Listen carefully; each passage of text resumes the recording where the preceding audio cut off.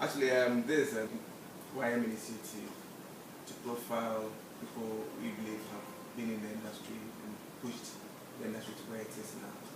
We refer to such people as more or less the driving force of the industry, and that is why we are here, for you to tell us what you've been through and how you've seen the industry right from scratch to where it is now. Okay, thank you. I think that's quite a loaded question, really. I wouldn't say that I have seen the industry from the beginning. I joined at a point. So I can talk about when I joined and when I exited. And of course, how I've been following up or following the issues that have been happening. I joined the business in 1989 at Ashanti Goldfields. I joined the Public Relations Department. And that is just when surface mining has started. Of course, I didn't know it then, but now we all know that the impact on business, on communities has been very different from underground mining. So community relations and the issues to do with people on whom mining impacted took a different form. So as a PR person, my interest was in finding out how best or how better we could communicate or relate to the people who lived on the concession. And so my interest led to the formation of the Community Relations Department. And well, communication became big, it's still big in the mining industry. And for myself, I was happy to see us get closer to the people with whom we related. And I think that up till today, it's become a key issue. And if you look at EITI, if you look at the other protocols that are now driving business in our industry, you can find that you simply cannot mine without paying attention to the people who live close to you. Unlike other countries where mines are so remote, in our case, we have the communities right with us, so the ball game is different. And well, so far I'll say it's been good, it's been bad, it's been ugly, but that has been with us.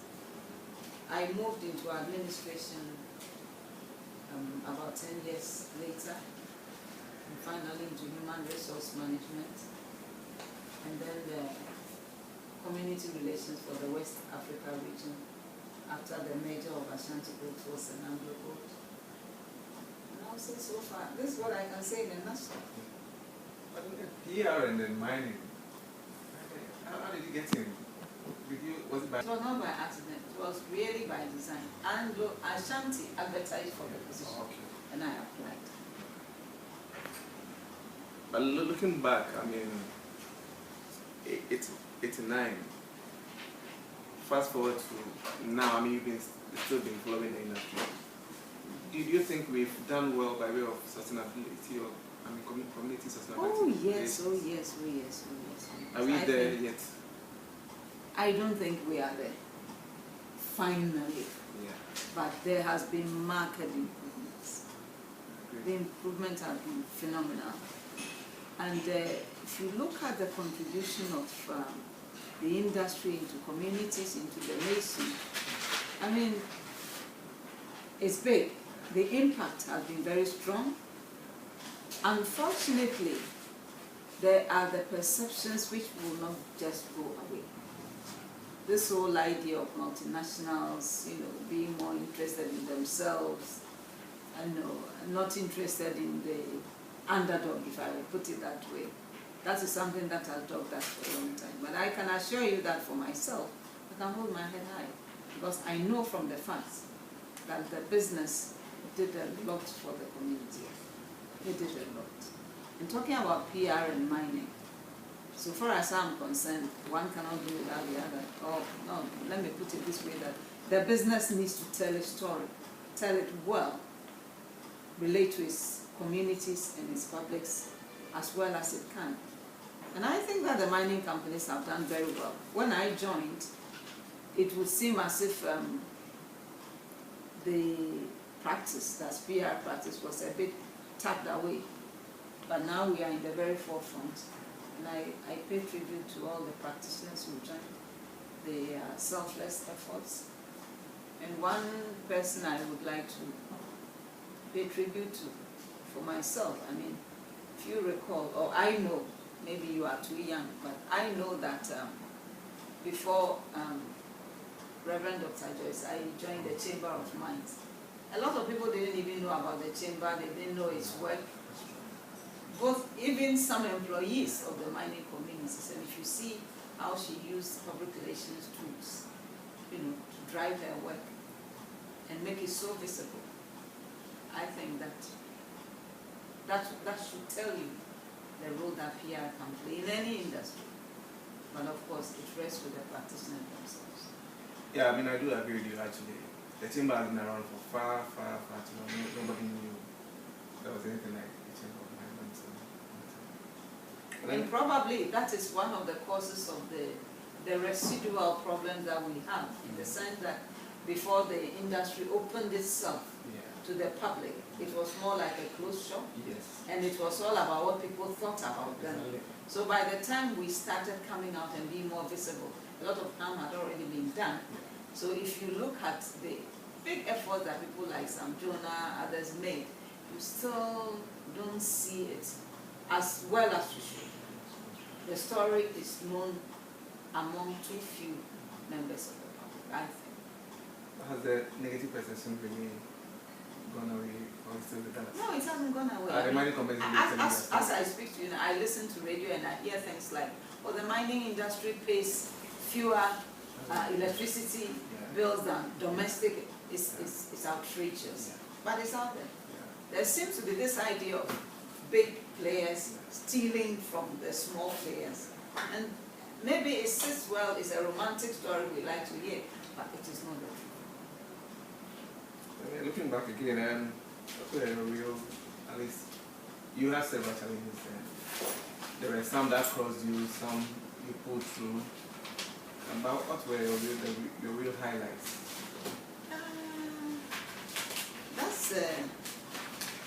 I think the problems I had common to everybody. This is a country where everything happens in Accra. Yeah. So when you happen to live outside of Accra, it's like sometimes you have to move to the city when really you may not need to. The challenges of working in a man's world. I would say I would pay tribute to the men I work with. Yes, I have problems with some of them, like any other female. Some were even personal, but to a very large extent, I have support. I will say that I have support. And one challenge that I had, I think the 1999 strike action, it was bad. But let's say that good overcame evil, and we moved on. But I had an experience which, of course, it didn't come to me because I asked for it, but I was a victim of what happened. And I was able to pull through and continue with my work. That's about all I want to say. Professionalism in the mining industry. Talking about professionalism in the mining industry. Is it where it should be? Oh, comparatively. I think every profession evolves, every industry also evolves. I mean, don't forget that until recently, we didn't have a school of mining. Yes. UMAT did not exist. It used to exist as part of KNUST. Yes. So when it comes to training Ghanaians to fix mining, should I say executive or top position, that was almost an impossibility. Everybody had to go to Cambon School of Mines. If your parents couldn't afford it, or the industry wouldn't sponsor you, forget about it. But now we have Ghanaians coming from all, fitting into all the areas. If you go to any of the mines, name it, whether it's Anglo Gold or Newmont, or you have have Ghanaians in key positions. So I think all we have to do is to continue persevering. Sometimes I believe in government support, like in the area of licensing. Other times I don't. I believe in it where there are no practitioners and you want to give people the opportunity to have experience.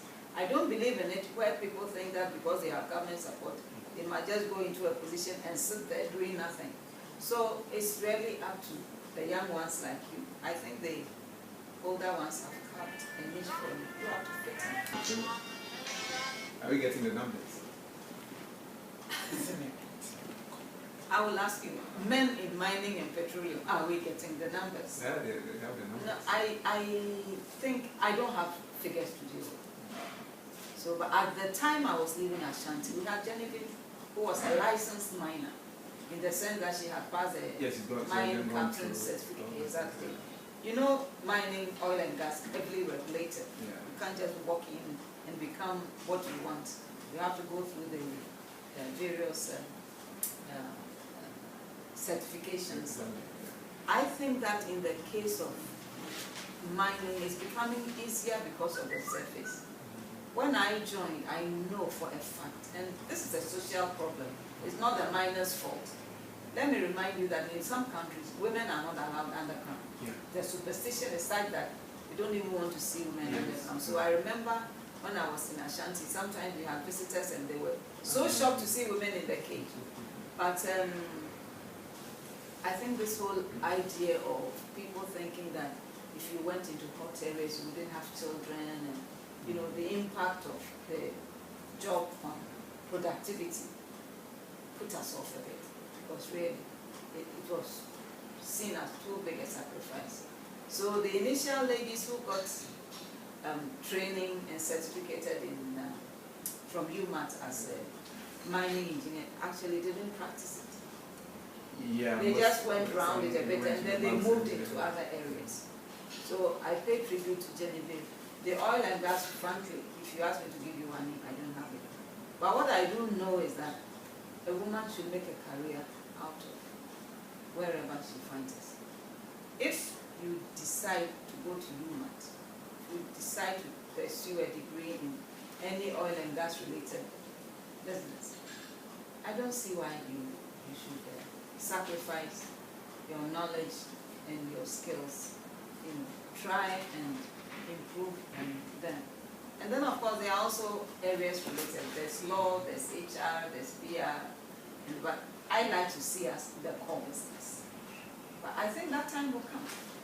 You know, as I said, this is an evolutionary thing. You know, so it will come. Yes, I mean we hope so, but then if we are attracting more women into actually, because we need to let them know when they come there, they'll fit in properly. Are we doing that? Speaking as a woman, I would say that those who joined from my time up from now have their own personal decisions to make as to whether they want to stay there or not. Because really, when the last set of interviews that I conducted in Ashanti, we engaged 5 women. They did very well. It was in Asia, I must say, but they were all high flyers. They were doing very well. At the time I was leaving. But whether they are still there, I don't think so. I know of those who left. This included Genevieve. And so far as I'm concerned, work is work. I mean, why should somebody entertain you as it were? You know, if you want a profession, the hard work rests with you. You have to make your life the way you want it. I would rather advise young ladies not to see themselves too much as different, because they are not. Right? I have the privilege of attending one of the best schools in this country. I mean, those days, Wesley girls are O and A-level results. A lot of you men would die to have. Yeah. Why do I have to join a business and then suddenly start looking on myself as inferior to who? And for me, that logic does not, that logic that has been imbibed should be done away with. But there are cultural and social issues which probably we are not addressing. And this is where we have to focus. So if we have to make noises at all, I think it has to be on the social side of issues. Okay, going forward, what would you want to see in the mining industry? I'd like to see a mining industry that doesn't attract too much negativity. And I would also like to see people accepting mining as really part. We've been around for over 100 years. So we shouldn't behave as if it's something that is so novel which we don't understand. And I would also like to encourage the Ghanaians who find themselves there to see themselves just as employees, but to see themselves as ambassadors. You know, most of our companies are owned by foreigners. Yeah. The only way we can play our part and play it well is to perform our functions so well that we can rise to the top. Otherwise, this whining about they always bringing in expatriates and that sort of thing will not help us. I would also like to see the laws strengthened and properly applied. The Galamsey thing, I mean, why should somebody come from his country and find so much comfort doing the wrong thing in your country when you can't even get a visa to go to his? No, it doesn't make sense to me because we have so many good laws written and nobody applies them. I would like to see the laws applied. And I think it is when the laws are well applied that you see the good and bad players. You can make a choice. And of course, we can keep our environment as good as we met. Do you have any regrets going into it? No, I don't have any regrets. I'll go back again if the opportunity arose. Look, when I went to Ashanti, the beauty of it, my small boy had a school very close to the house. Yeah. And I've always said that, look, I don't know how many schools in this country have the extracurricular that AGA primary children have. Free of charge. Your child can play golf, squash, swim, name it, as part of his fees. And how much was the fees? I would go back there again. If I have to go back, how many years? Back to 89. I'll take with who along with who, we'll go back to Obuasi. We will not stay. It's been so good chatting with you, taking your part. Thanks so much for that. Thank you.